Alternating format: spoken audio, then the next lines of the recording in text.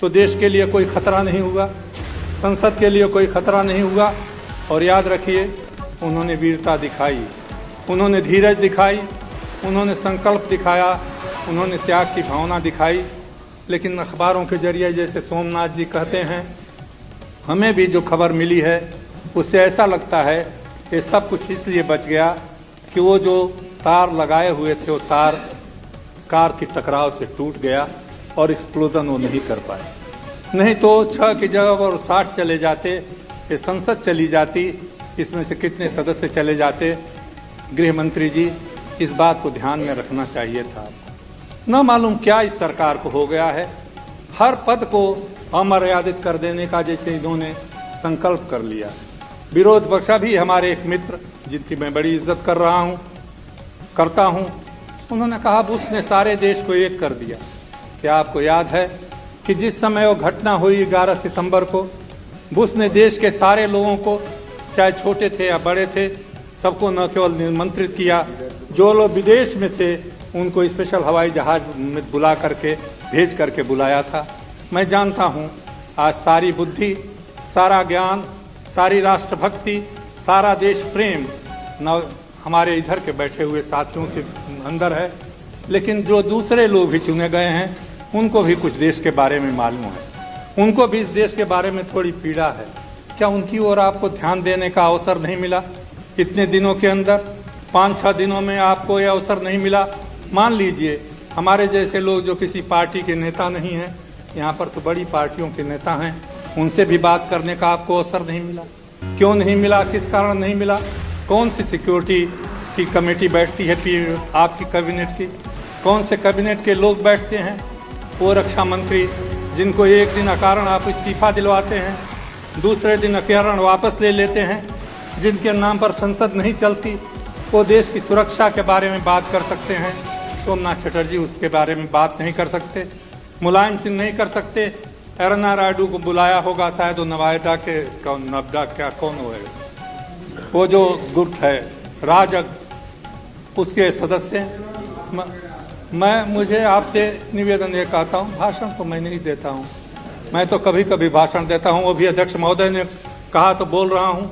लेकिन याद रखिए, इस प्रशस्ति गान से आप लोग कोई इतिहास नहीं बना रहे हैं। इस सरकार को जो कमजोर है, निर्णय की कमजोर सरकार है, उसको और कमजोर बना रहे हैं। इनके निर्णय को समझ मत, चापलूसों में और समर्थकों में थोड़ा ही अंतर होता है। आप समर्थक होने की कोशिश कीजिए। There is very thin line between friends and flatterers. Don't try to flatterers of this government. ये स्थिति ऐसी नहीं है।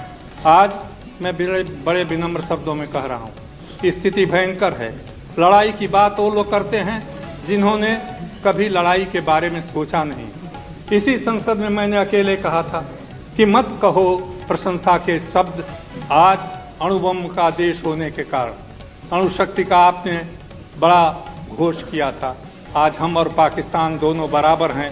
हम पहले उनको नाश कर देंगे या वो हमको पहले नाश कर देंगे। वीरता अच्छी लगती है कहने में, लेकिन लड़ाई बड़ी बुरी होती है भोगने में। लड़ाई की बातें बंद कर देनी चाहिए। जिस विश्व जनमत की बातें बड़े जोरों से हमारे विदेश मंत्री करते थे, विश्व जनमत की बातें हमारे लोग करते थे, कहाँ गया वो विश्व जनमत? आज के अमेरिका के मंत्री के बयान से आपके सारे हौसले पस्त हो गए। पता नहीं वो लड़ाई आप कर पाएंगे या नहीं, लड़ाई की बातें आप चलेंगी या नहीं। अमेरिका का एक बड़ा आदमी कहता है, आज पाकिस्तान आपसे सहयोग करने के लिए तैयार है, आप अपनी सारी सूचना उसके पास दीजिए। मैं नहीं जानता गृह मंत्री वो सूचना देने वाले हैं या नहीं। हम तीसरे देश के हस्तक्षेप को कभी स्वीकार करने वाले नहीं थे। आज खुलेआम हस्तक्षेप हो रहा है। सरकार उस पर मौन है, चुप है। क्या देश के मर्यादा के अनुरूप है? क्या अमेरिका के अखबारों में इस संसद के ऊपर हुए आक्रमण के बारे में कोई चर्चा हुई है? वो चर्चा हुई है तो कितनी हुई है? जो पीड़ा, जो वेदना और जो सहयोग का उत्साह आपने दिखाया था, क्या उसका शतांश भी अमेरिका की ओर से आज दिखाया जा रहा है? मुझे उनसे कोई लड़ाई नहीं, कोई उनसे झगड़ा नहीं, लेकिन सब लोग अपने देश के लिए जीते और मरते हैं। उनको चाहिए आज मदद अपने पड़ोसी देश की, जिसको आप अपना दुश्मन कह रहे हैं, क्योंकि लड़ाई उनके किनारे उनकी हो रही है। उनके सहयोग से वो अपने विजय प्राप्त करने की कोशिश कर रहे हैं। हम आगे आगे बढ़ करके उनको सहयोग की बातें करके अपने को छोटा दिखाने के अलावा और कुछ नहीं कर रहे हैं।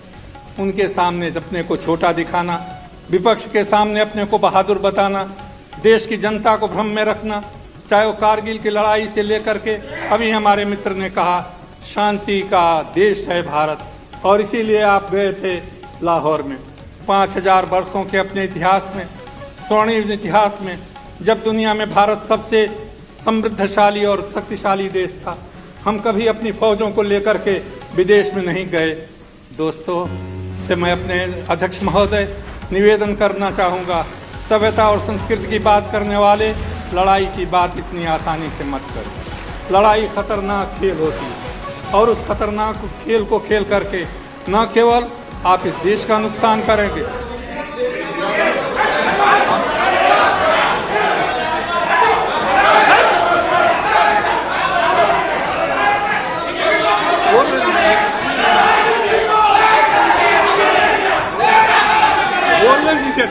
No, please. No. What is it? Mr. Yadav, please. No, please. Mr. Yadav, please. Mr. Yadav, please. Mr. Yadav, please take it. अध्यक्ष महोदय वो लड़ाई के मैदान से आ रहे होंगे। मैं तो शांति के ही बीच से पैदा हुआ हूँ, शांति में हूँ। मैंने कभी लड़ाई देखी, मैं बता रहा हूँ। No, Mr. Honorable Member, please just take it. ये ठीक है। No, Mr. Mandal, please take your seat. No, आप बैठ जाइए ना। क्या? Nothing should go on record, please. Mr. Mandal, please. क्या कर रहे हैं आप लोग? अध्यक्ष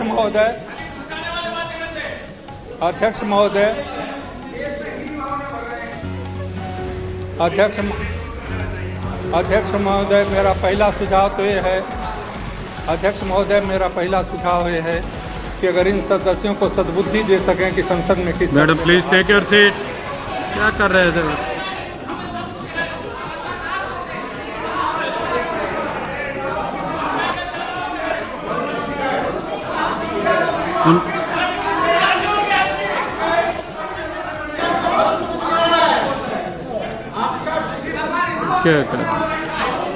madam please take your seat. अध्यक्ष महोदय ये हमसे लड़ने, अध्यक्ष महोदय ये हमसे लड़ लें, लेकिन मैं प्रधानमंत्री जी से कहूंगा कि आप पाकिस्तान से लड़ने की बात न करें। मैं ये बात कहता रहूंगा।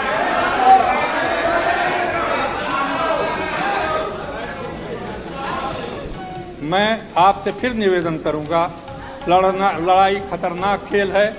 लड़ाई में आप अकेले हो जाएंगे, लड़ाई में इस देश का नाश होगा, लड़ाई में पाकिस्तान का नाश होगा। इस विनाश के रास्ते से आप अलग रहें।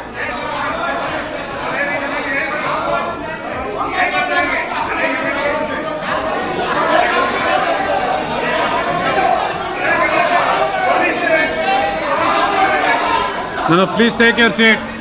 आप क्या कर रहे हैं ना, ऐसा कह रहे। No please take your seat. ना बैठ जाए प्लीज। क्या कर रहे हैं आप?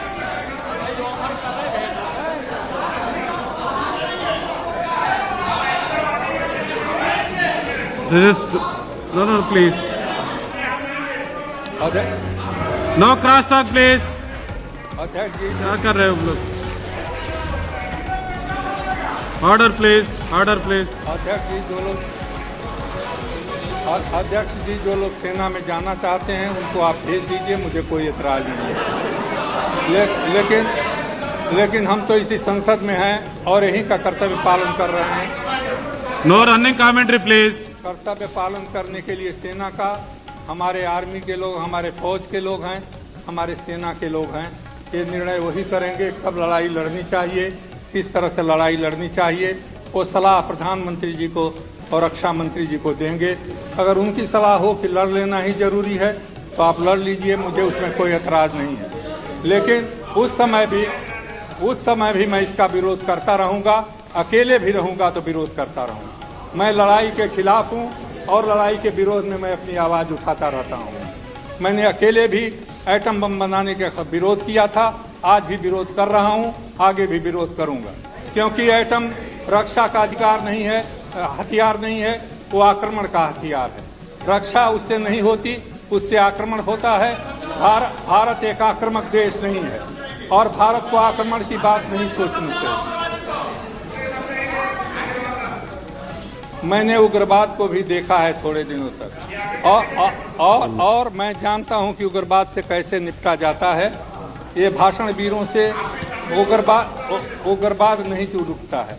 उग्रवाद रुकता है कठोर निर्णय से, उग्रवाद रुकता है संकल्प शक्ति से। अनिर्णय की सरकार उग्रवाद को नहीं रोक सकती। जो सरकार फैसले नहीं ले सकती वो नहीं रोक सकती। जातियों के नाम पर, धर्म के नाम पर देश को बांटने वाले उग्रवाद को नहीं रोक सकते। जो धर्म के नाम पर गवाते हैं वो उग्रवाद को नहीं लूटते। और इसलिए मैं ये कहना चाहता हूँ, अध्यक्ष महोदय, उग्रवाद बुरा है। उग्रवाद को जब धर्म का सहारा मिल जाता है तो अत्यंत भयंकर हो जाता है।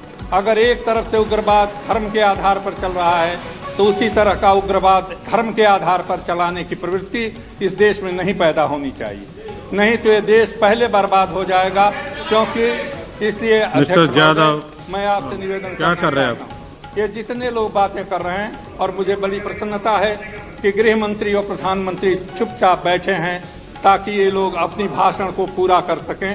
मुझे इनसे कोई शिकायत नहीं, क्योंकि मैं जब ये बोल रहा हूँ तो मैं जानता हूँ इसका विरोध होगा। जब मैं बोल रहा हूँ तो मैं जानता हूँ मैं उन लोगों के बीच में बोल रहा हूँ जो इतिहास के प्रति अंधे हैं, जो भविष्य के बारे में अनजान है, जिनकी समझ नहीं है। मैं उन लोगों के बीच में बोल रहा हूँ, उन लोगों के बीच में बोल रहा हूँ जिनको भारत के भविष्य के बारे में न चिंता है, न भारत के अतीत को जानते हैं, जिन्होंने संसदीय परंपरा को नहीं समझा। इसलिए अध्यक्ष महोदय, इसी तरह के लोगों ने उग्रवाद पैदा किया है हमारे पड़ोस के देश में, और इसी तरह का उग्रवाद हमारे देश में पैदा करने की कोशिश किया है। उग्रवाद से उग्रवाद नहीं बंद होता, उग्रवाद शांति से की बातों से बंद होता है। उग्रवाद बंद होता है समझाने से, उग्रवाद बंद होता है समझदारी से। और इसीलिए